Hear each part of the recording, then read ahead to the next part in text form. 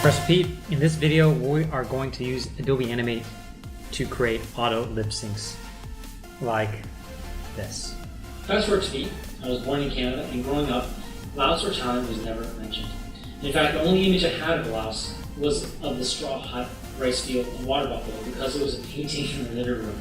I didn't know where it was from. So first off, though, we need to look at mouth shapes and how to generate them. Here is a mouth chart, and there are probably more mouth shapes to represent at least the English language. Although, I would argue that you don't need all 9 of these here. A, E, I and A are kind of similar.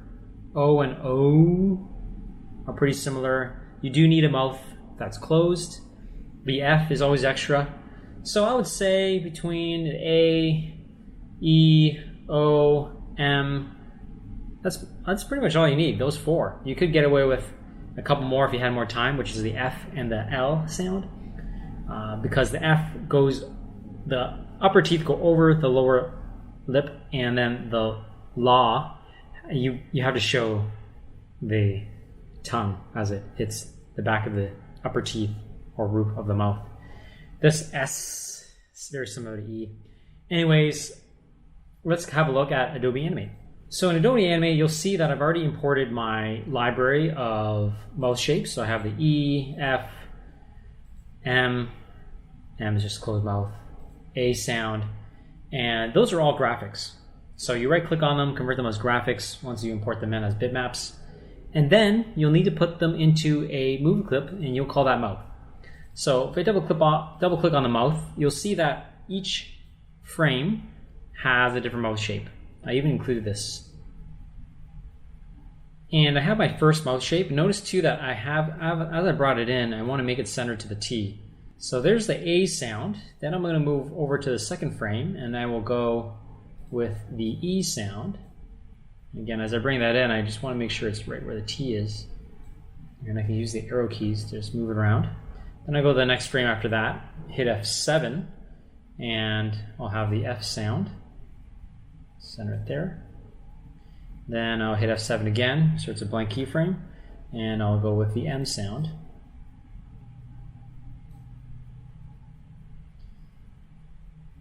Then I'll hit F7 again.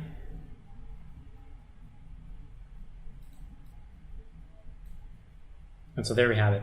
So then from here, I have my main character, and if we look at the timeline, you'll see that timeline has the eyes, head, and everything like that. The mouth is going to be on its own layer, and that's where we're bringing that movie clip. That's the only difference here. Everything else, like the eyebrows, blinks, all that stuff, that's all came from Photoshop. It's just graphics. I do have one layer called sound, and that's where I placed my sound. I imported it in, and I dragged it into that layer. Make sure you're on the first blank keyframe, and drag it in. Other way you can add it is through properties. You'll see that there's sound here under properties, and just pick it from there after you've imported it in. So that's good. We have a sound layer, we have a mouth layer. Now let's go in and grab that movie clip that we just made with the mouth, and we'll drag that in over the mouth layer. There we go. And from here, traditionally, you'd have to listen to the sound before you could then swap and change out the mouth shapes. So this is how it looked like traditionally. We'll call this mouth keyframe. Fair enough. And for example, fast forward to me. I was born in Canada, and growing up, so it's fast forward to me. Fast. So that would be an A sound. And I'm going to go ahead and grab that and drag it in. I'm going to hide the mouth just so you can see. So there's the A sound. So first off, we'd probably need the M sound, mouth closed. And there's the M sound. Drag that in. So something like this. Fast. Full. There might be a little bit of a gap here, but I'm going to hit F7 and bring in the O sound. You could bring the M sound in here because fast, full, fast, full. So it does close. You should always have a mirror so you can see yourself in the mouth shapes you make. But I'm going to find the M sound, and bring that in. Hit F7. Hit F7 right here, and then bring that in. And so we can play it. To me, I was born in Canada. So again, that's how we do it, step by step. It takes a long time. Now I'm going to just delete that mouth keyframe layer, and now let's bring back our movie clip. And this is where the magic of Adobe Animate really is beautiful. We can go in here. So I mentioned earlier that the mouth is a movie clip, but in fact it has to be a graphic. So as you see here, I have the mouth on that layer, set it to graphic, and there is lip syncing. When you click on that, this is where you have to put up the shapes for each sound. You have the option, again, it's going through the graphic of the mouth, and we have those 6 keyframes. And so there's my A sound, there's my E, there's the F, M, O, and extra O sound.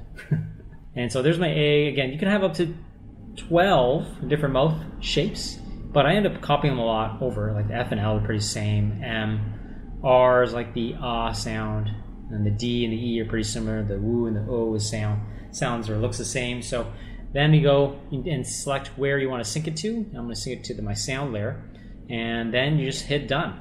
Make sure that you have enough space on your timeline, so I can go as far as about 9-10 seconds here, and just make sure that that timeline is not long enough to have everything. And so once that looks good, we can go back into lip syncing and hit done, and it will go and create the lip sync. This is quite a long audio clip that I have, maybe about 30 seconds long, so it's going to take some time. We'll be right back. So we are back now, and there it is. It's done. It's added all of the labels. That's what those little red flags are, along with the keyframes as it changes things. So the software hears, okay, the noise, the voice that we put into Adobe Animate, and it's predicted and using the different mouth shapes based on what we gave to define those mouth shapes into the animation. So when I hit play, that's how it's done.